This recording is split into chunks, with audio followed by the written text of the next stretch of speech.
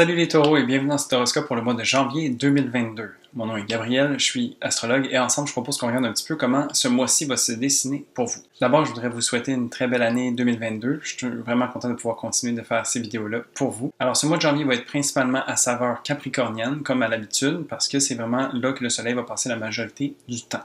Donc, c'est un mois qui va être un petit peu plus sérieux, où est-ce qu'on va être en train de réfléchir et de préparer les choses. T'sais. Le Capricorne, c'est quand même un signe qui est assez tourné vers la discipline, la rigueur et tout ça, donc le travail. Alors, c'est un petit peu cette saveur-là pour le mois de janvier. Aussi, on va avoir beaucoup de réflexion parce qu'on va avoir Mercure et Vénus qui sont en rétrograde. Donc, pendant ce mois-ci, ça vient nous amener beaucoup de travail à l'intérieur de soi, autant au niveau mental qu'au niveau de nos valeurs. Alors, il y a ça qui se passe. Et finalement, il y a les nœuds lunaires qui vont changer de signe. Donc vraiment, ça va donner une nouvelle saveur aux prochains mois à venir parce qu'on a terminé dans le fond le trajet avec l'énergie du Sagittaire et du Gémeaux. Donc là, on transitionne dans l'énergie du Taureau et du Scorpion. Si tu as envie de voir un petit peu justement ces mouvements planétaires, je t'invite à aller voir la vidéo globale où est-ce que c'est là que je vais parler un petit peu des différents mouvements planétaires. Ici, ça va être vraiment plus les transits. Alors, on va y aller sans plus attendre. On commence le 2 janvier avec une nouvelle lune en Capricorne. Alors, une nouvelle lune, c'est un moment où c'est un nouveau départ qui s'offre à nous. C'est là qu'on peut poser des intentions, semer des graines pour voir, en fait, qu'est-ce qu'on a envie de voir fructifier à travers le temps. T'sais, on est dans l'énergie du Capricorne, comme je disais, un petit peu plus sérieux et rigoureux. Et donc, ça va être de voir, en fait, qu'est-ce qui est important pour nous, puis qu'est-ce qu'on a envie de s'engager à. Alors, vraiment, ici, c'est ce genre de réflexion-là qui va alimenter cette lunaison-là et qui va nous offrir un nouveau départ pour, justement, cette année qui s'ouvre à nous. Donc, c'est un petit peu dans cet état de vouloir faire des résolutions, par exemple, de vraiment poser qu'est-ce qu'on a envie pour cette année-ci. Pour vous, cette lunaison se passe en maison 9, ce qui va venir toucher à vos croyances, à votre philosophie de vie, aux choses que vous connaissez. Donc, vraiment, ça va être un petit peu plus à saveur intellectuelle, parce que c'est une question de s'ouvrir l'esprit aussi, de voir en fait qu'est-ce que 2022 nous offre de nouveau et qu'est-ce qu'on a envie peut-être de générer de différent. Quand on regarde les 2 dernières années, principalement, qui se sont passées avant, on se réajuste en fait pour voir qu'est-ce qu'on a envie pour cette nouvelle année. Ensuite, du 10 au 13 janvier, on a Mars en Sagittaire qui fait un carré à Neptune en Poisson. Donc Mars, c'est une planète d'action, d'assertivité qui nous fait agir. Et donc dans l'énergie du Sagittaire, on se projette un petit peu vers l'avant. Le Sagittaire est un signe qui aime être fougueux, aller foncer. Et puis c'est celui qui tire les flèches. Alors vraiment, il se donne une cible au loin à atteindre et puis trouve les moyens d'y parvenir. Le carré à Neptune va amener un peu de confusion ou de flou à travers cette volonté. Donc, Neptune a cette qualité de venir brouiller un petit peu les cartes. Et donc, ça peut être difficile peut-être à ce moment-ci, vers le milieu du mois, de savoir exactement où est-ce qu'on s'en va avec tout ça. Il y a beaucoup de réflexions qui continuent d'œuvrer en arrière-plan. Et donc, au niveau des actions, c'est peut-être un mois qui est un petit peu plus difficile à cette période-ci, où est-ce que on ne sait pas trop sur quel pied danser. Donc, on a beaucoup de volonté, on a une certaine légèreté aussi de vouloir avancer, mais ça peut être parfois un petit peu compliqué. Une bonne façon de vivre ça serait de rester connecté avec soi-même, en fait, parce que Neptune en Poisson nous parle de spiritualité, de connexion à plus grand que soi, et donc de se permettre d'aller à cet espace à l'intérieur de nous pour vraiment savoir qu'est-ce qui nous habite et où est-ce qu'on a envie de tirer nos flèches. Ça serait une bonne façon de pouvoir vivre ce transit-là de façon plus agréable. Pour vous, ça se passe entre la maison 8 et la maison 11. Alors, Mars en maison 8 vous offre beaucoup de transformations aussi, vous offre de venir voir vos parts d'ombre et de pouvoir agir sur elles, quant à lui, Neptune en maison 11 vient offrir, comme je disais, un peu de flou, mais aussi vous permet peut-être de vous laisser inspirer, en fait, à savoir qu'est-ce que vous avez envie où est-ce que vous avez envie de tirer vos flèches? Où est-ce que vous avez envie d'aller? C'est quoi vos rêves et vos aspirations? Neptune est en train de travailler à ce sens-là, puis de vous entourer de gens qui vous inspirent aussi, qui ont la même vision de vous et qui peuvent devenir des alliés. Sauf que là, ici, la tension qui se passe, ça fait en sorte peut-être que soit qu'on a trop d'opinions venant de l'extérieur, ou ça devient flou, en fait, de savoir où est-ce que nous, on se trouve à travers cette énergie-là, sachant qu'il y a différentes personnes qui œuvrent à différentes choses en même temps, ça peut être un petit peu mélangeant. Donc ici, je pense que de focusser vraiment sur soi, ça pourrait être une belle façon de pouvoir faire un pas de recul, si on peut dire, pour en faire 2 vers l'avant. Ensuite, le 14 janvier, on a la rétrograde de Mercure en Verseau. Donc ici, la première rétrograde de l'année 2022, qui va nous amener à réfléchir en fait sur tout ce qui a été et où est-ce qu'on s'en va. Donc, dans l'énergie du Verseau, Mercure est en train de planifier, d'une certaine façon, les prochaines étapes, ce vers quoi on veut tendre. T'sais. Et puis, ce travail intérieur, donc la rétrograde, vient faire en sorte qu'on se retourne vers le passé un petit peu, puis on regarde qu'est-ce qui a été, on regarde un petit peu nos acquis, c'est quoi les nouvelles prises de conscience qu'on a eues, où est-ce qu'on s'en va avec tout ça, t'sais. Puis de venir, en fait, se permettre d'avoir une perspective ou un regard différent sur les choses pour réévaluer qu'est-ce qui est vraiment important pour nous, puis qu'est-ce qu'on a envie de garder. T'sais. Cette rétrograde aussi va se passer entre le signe du Verseau et celui du Capricorne. Donc, il y a vraiment ce mouvement vers l'arrière un petit peu, où est-ce qu'on réfléchit, on reflète sur qu'est-ce qui a été, puis qu'est-ce qui est important pour nous, au niveau soit de ses engagements ou de qu'est-ce qu'on a envie de construire tangiblement dans notre réalité. T'sais. Alors, ici, donc, on s'offre de voir et de réfléchir à l'avenir, tout en sachant d'où est-ce qu'on part et de regarder un petit peu sur quelle base on se construit ou on a été construit pour se rediriger vers l'avant plus tard. Pour vous, ça se passe en maison 10, donc ici, c'est un travail au niveau de la carrière. Il y a un petit peu des réflexions peut-être qui se passent à ce niveau-là pour vous, ou est-ce que vous êtes en train de voir, est-ce que c'est toujours aligné avec qu'est-ce qui est important pour vous. Vous êtes des gens assez terre-à-terre de base, les ascendants taureaux. Alors ici, ça serait vraiment de connecter avec ce qui est important pour vous. Qu'est-ce que vous voyez dans votre environnement, c'est quoi que vous projetez et où est-ce que vous voyez dans le futur pour venir justement travailler dans ce sens-là. Donc, ça serait vraiment de voir à un niveau public, carrière, réputation un petit peu, où est-ce que vous avez envie de vous diriger avec ça. Ensuite, du 15 au 17 janvier, on a le Soleil en Capricorne qui vient faire une conjonction à Pluton en Capricorne. Alors, le Soleil, ici, principe d'ego et de vitalité, est dans le signe du Capricorne et vient être le moteur, dans le fond, qui nous fait avancer.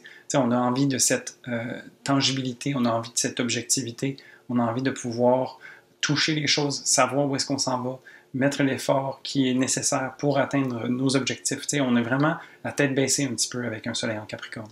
La conjonction à Pluton vient nous aider à remettre en surface des choses qui nous empêcheraient peut-être d'aller dans cette énergie-là à 100%. Donc, il y a une certaine purification, une certaine régénérescence qui peut se faire ressentir et qui vient alimenter en fait ce Soleil.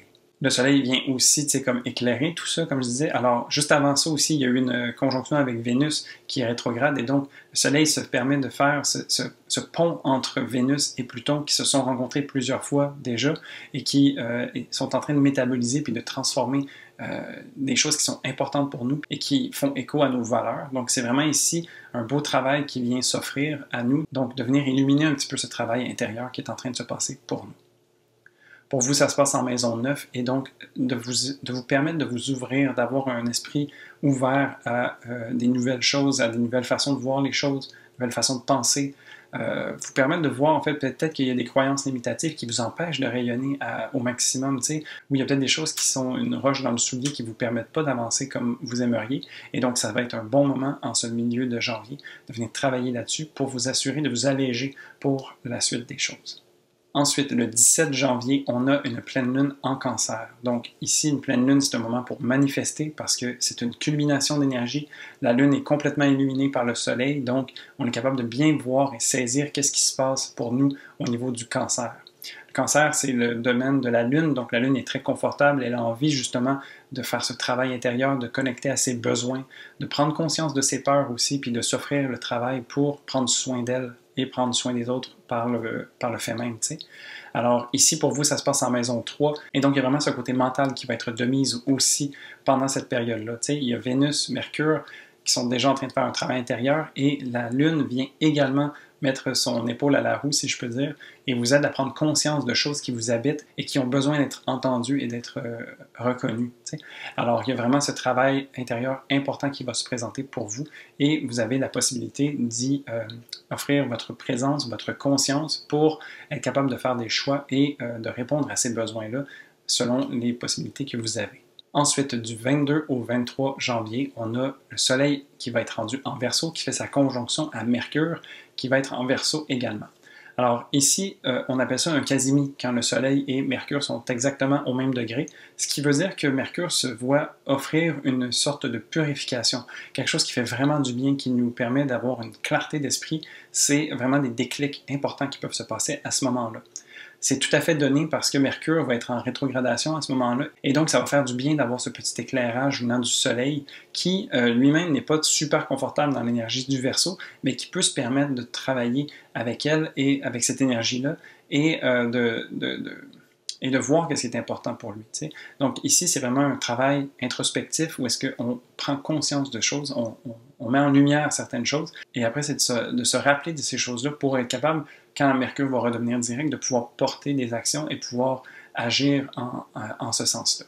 Pour vous, ça se passe en maison 10, et donc vraiment un bon travail introspectif au niveau de la carrière, de savoir qu'est-ce qui est important pour vous et qu'est-ce que ça vous apporte en fait. T'sais, donc il y a vraiment cette idée de vraiment avoir une clarté d'esprit, de pouvoir réfléchir clairement à qu'est-ce qu'on a envie, puis comment est-ce qu'on place les pions, et voir c'est quoi le plan de match en fait.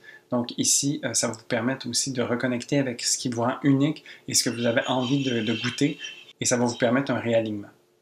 Ensuite, le 29 janvier, Vénus stationne direct dans le signe du Capricorne, alors après un mois et demi environ de reflet.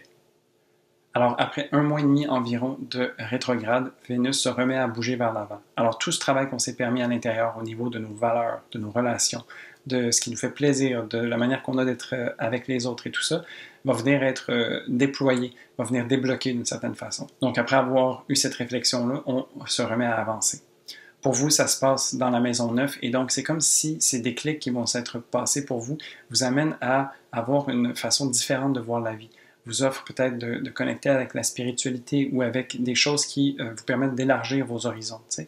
Donc il y a vraiment cette ouverture qui se fait ressentir et qui fait en sorte que, après avoir connecté avec tout ça à l'intérieur de vous, peut-être que vous avez vu plein de choses qui sont super belles, puis vous avez envie de pouvoir les partager, par exemple, et donc de les diffuser. Donc il y a un petit peu cette énergie-là aussi qui va être disponible pour vous. Et pour finir, du 29 au 31 janvier, on a le Soleil en Verseau qui vient faire un carré à Uranus en Taureau. Alors le Soleil en Verseau n'est pas le plus confortable, comme je disais, parce qu'il se voit être en exil dans ce signe-là. Le Soleil est en domicile dans le signe du Lion qui est à son opposé. Et donc ici, le Soleil, c'est un astre qui aime briller, qui aime vue. Donc c'est pour ça qu'on le reconnaît bien dans le Lion. Mais dans le Verseau, c'est plus cette idée de vouloir se fondre dans la masse, de ne pas nécessairement dépasser ou de trop déranger. T'sais. Il y a vraiment ce côté universel un petit peu dans le signe du Verseau. Donc ici, ça serait de voir en fait comment est-ce qu'on peut agir et utiliser ce Soleil en Verseau-là à son plein potentiel. Venez voir qu'est-ce que ça vient illuminer chez nous, le Verseau, et de pouvoir travailler avec lui. Ce que j'aime dans l'énergie du Verseau, c'est que justement, on peut se permettre d'incarner puis de rayonner cette énergie-là, et on peut avoir un effet d'osmose sur les autres, de leur montrer que c'est correct de se permettre, et puis au lieu d'essayer de sortir de la masse, mais de plutôt être quelqu'un qui va inspirer les gens, qui va être capable de générer un changement par l'exemple, si on peut dire. Et donc ici, le carré d'Uranus va venir intensifier un petit peu cette mission du moment, et il va venir donner une certaine énergie. Uranus est une planète qui dérange aussi et qui vient nous déstabiliser. Donc ça se peut que ça soit un petit peu en dehors de notre zone de confort, par exemple, ou que ça soit un petit peu surprenant qu'est-ce qui se passe. Mais ici, ce serait vraiment de voir comment est-ce que ce qui nous rend unique, donc ce qui fait écho au Soleil en Verseau, peut amener quelque chose d'important à la table et venir être profitable pour tous. T'sais. Avec Uranus en Taureau, on travaille au niveau des valeurs aussi. Et donc ici, c'est vraiment de voir comment est-ce qu'on peut se permettre d'être soi-même et d'inspirer les autres autour de soi. Pour vous, ça va se passer entre la maison 10 et la maison 1. Donc, Soleil en maison 10, encore ce travail au niveau du travail de la carrière, de votre réputation. Et Uranus en Taureau est en train d'œuvrer, en fait, à venir transformer un petit peu votre personnalité, la manière que vous avez d'interagir avec le monde. Et donc, ici, c'est une très belle opportunité de venir faire un réajustement peut-être au niveau de sa personnalité qui peut avoir des répercussions aussi sur la façon que les gens ont de nous percevoir. Donc, vraiment, de se permettre ce changement-là pour soi, pour permettre aux autres de pouvoir le faire également de leur côté. Et donc voilà, ça fait le tour du mois de janvier. Quand même un mois qui va être bien différent, qui a beaucoup de mouvements et qui va vraiment poser les balises et les terres de départ pour l'année 2022. Alors je pense que vraiment on a beaucoup de travail à faire à l'intérieur, mais ça va aussi nous préparer très bien pour ce qui est à venir. Et donc voilà, sur ce, je te souhaite un très beau mois de janvier et je te dis à la prochaine pour le prochain horoscope. Salut!